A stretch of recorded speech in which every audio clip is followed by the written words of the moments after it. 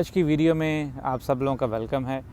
आज की वीडियो में यार आप लोगों से जो है वो कुछ मोटिवेशन की बात करनी है, कुछ इन्फॉर्मेशन की बात करनी है।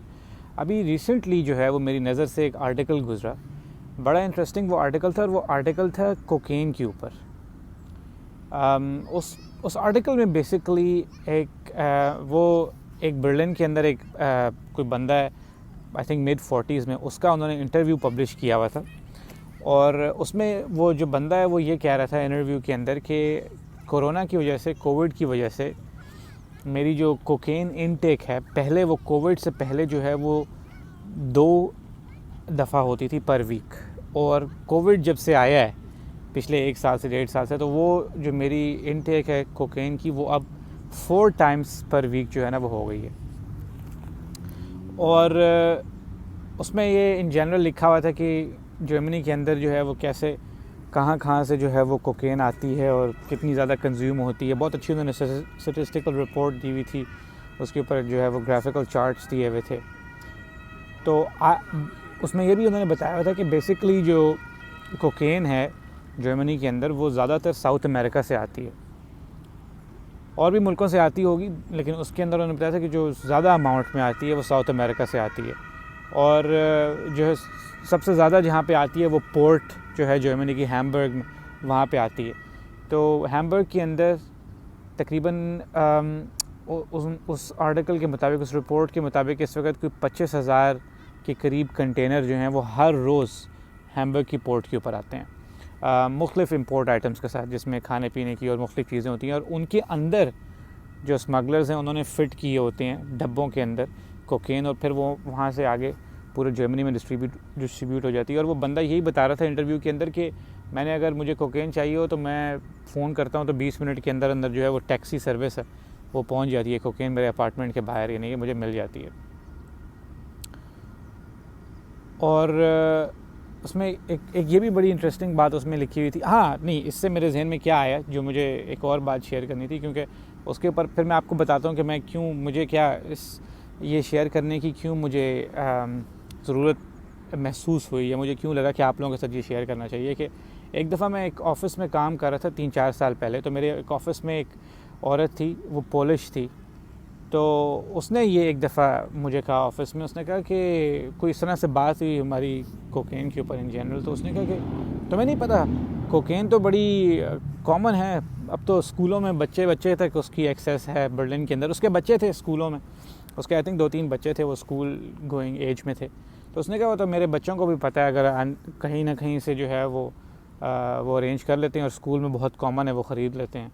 तो उसने मुझे इतनी हैरानी से उसने पूछा कि उसने कहा तुम्हें नहीं पता कि बर्लिन में ऐसे मिल जाती है। तो मैंने कहा यार ये बड़ी अजीब बात है कि या तो मैं बहुत शरीफ हूँ, या वो बहुत बड़ी चर्सी है, या वो उस कम्युनिटी के अंदर है जिनको पता है कि भाई ये इतनी आसानी से मिल जाती है।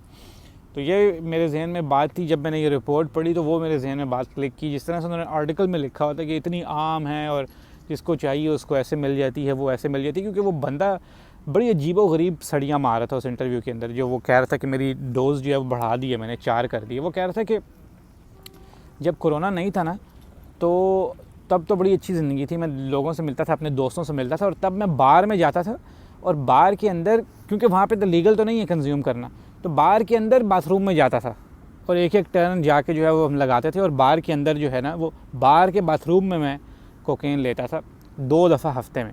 तो अब ये है कि करने को कुछ है नहीं, घर में बैठे रहते हैं सारा दिन, तो दोस्तों को घर बुला लेते हैं, हाउस पार्टी करते हैं, तो उधर ही 8 लाइनें लगा लेते हैं, 8 दोस्त आए तो सारे टेबल के ऊपर अपनी जो है ना वो लगे हुए। तो इसलिए मेरी इनटेक जो है वो 4 हो गई है पर वीक।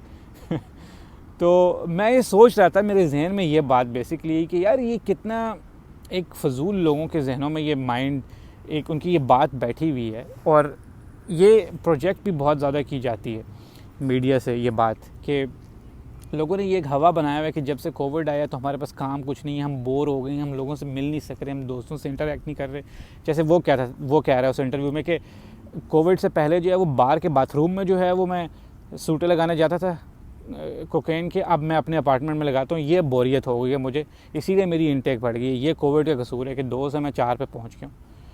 तो मुझे इसमें ये फ़ील हुआ कि यार ये इतना ओवर एग्जैजरेट करते हैं, क्योंकि ये जो अभी टाइम चल रहा है, जब मैंने आपसे एक वीडियो बनाई थी पिछले साल ही, मैंने कहा था कि कोविड ऑफ कोर्स बहुत ज़्यादा प्रेडिक्टेबल यही था कि 2 साल तक कहीं नहीं जाएगा, specially when it comes to reference के आपने जर्मनी आना हो काम करने के लिए या पढ़ने के लिए, कि 2 साल का तो इसका इम्पैक्ट हैवी रहेगा। और आपने देख ही लिया, अब इसको 2021 भी ऑलमोस्ट निकल जाएगा इसके साथ। तो मैं सिर्फ इसमें से मुझे ये फ़ील हो रहा था कि यार ये बात क्यों नहीं हाईलाइट करते कि ये जो टाइम है, इस टाइम के अंदर जो लोग वाकई जिनके कुछ एम्बिशंस हैं या कुछ पैशन है, वो उसको वाकई अचीव कर सकते हैं। जैसे अभी एक टाइम है कि अगर आप ठीक है लोगों से नहीं मिल सकते, आप बहुत बड़े एक्सट्रोवर्ट हैं या सोशल पर्सन हैं, लोगों से पहली बात तो ये कि आप ऑनलाइन हर वक्त इंटरेक्शन कर सकते हैं उनसे, और लॉकडाउन को फॉलो करते हुए या सोशल डिस्टेंसिंग को फॉलो करते हुए आप मिल भी सकते हैं, ऐसा भी कोई वो नहीं है। लेकिन इस टाइम को लोग इसका पॉजिटिव एस्पेक्ट क्यों नहीं देखते, कि क्योंकि वो हाईलाइट ही नहीं किया जाता। वो ये कि अगर आपका कोई एम्बिशन है, कोई पैशन है, इस वक्त कोई शौक़ है, तो ये उसको पूरा करने का सबसे अच्छा टाइम है। क्योंकि आप अकेले ही तो लॉकडाउन में नहीं है ना, पूरी दुनिया उसके अंदर एक ही सबके साथ एक ही जैसा सिस्टम हो रहा है। कि अगर आपने कोई लैंग्वेज सीखनी है तो चलो आप कहो कि यार अभी वैसे भी मैं घर में ही हूँ, ज़्यादातर घर में गुजारना है, तो मैं इस पे फोकस कर देता हूँ, मुझे और ज़्यादा एक बहाना मिल गया। या अगर आपकी कोई और हॉबी है, आपने कुछ अपनी ऑनलाइन पढ़ाई करनी थी, तो मुझे अब ये मौका मिल गया कि मैं जॉब के साथ साथ मेरे पास कुछ एक्स्ट्रा टाइम हो गया, तो मैं ऑनलाइन एक पढ़ाई भी शुरू कर दी है। मुझे कोई सर्टिफिकेशन करनी थी, कोई कोर्स करना था, इवन यूट्यूब चैनल अगर स्टार्ट करना था, उसके लिए सबसे बेस्ट टाइम है जिन लोगों को उसका शौक़ है। कुछ भी करना हो या किसी भी चीज़ के ऊपर ज़्यादा कॉन्सेंट्रेट करना हो, तो मेरे ख़्याल में तो इसका इस वक्त जो है वो ज़्यादा अच्छा टाइम है इस बात के लिए, इंस्पाइट ऑफ द फैक्ट कि इसमें कोई शक नहीं है कि ये जो पेंडेमिक है इसके ऑफ कोर्स नुकसानात हैं बहुत ज़्यादा, और बहुत सारे लोग जो हैं वो इससे अपनी जान से हाथ धो बैठे हैं इसके अंदर, इसके नेगेटिव इम्पैक्ट है, उसमें कोई शक नहीं है। लेकिन मैं इस लिहाज से कह रहा हूँ कि लोग इतना इसको सर पे सवार कर लेते हैं कि क्योंकि अब हम सोशलाइज़ नहीं कर सक रहे, इसलिए हमारी लाइफ डेड हो गई है, बोर हो गई है। तो अभी अगर आप लोगों को किताबें पढ़ने का शौक़ है तो आप किताबें पढ़ सकते हैं। अगर आपको किताबें आपसे नहीं पढ़ी जाती, बहुत लेंथी आपको लगती हैं, तो बहुत यूज़फुल डॉक्यूमेंट्रीज़ अवेलेबल हैं, वो आप देख सकते हैं। इतने ज़्यादा टॉपिक्स के ऊपर, हिस्ट्री के ऊपर, लैंग्वेजेस के ऊपर, पढ़ाई के ऊपर, रिलीजन्स के ऊपर, स्पेस के ऊपर, क्या क्या यार नहीं available free of cost internet के ऊपर। तो मैं इसलिए मुझे इस आर्टिकल का रेफरेंस ये देना पड़ा, और वो जो मुझे अपनी पुरानी कॉलीग की बात याद आ गई कि अगर आप लोग इसी तरह आर्टिकल्स में देखें या लोग इसको ऐसे ही प्रोजेक्ट करें कि भाई ये अब टाइम है, इसमें बोरियत ही फील हो रही है, कुछ करने को नहीं है, एक्चुअली इसी में तो है सब कुछ करने को।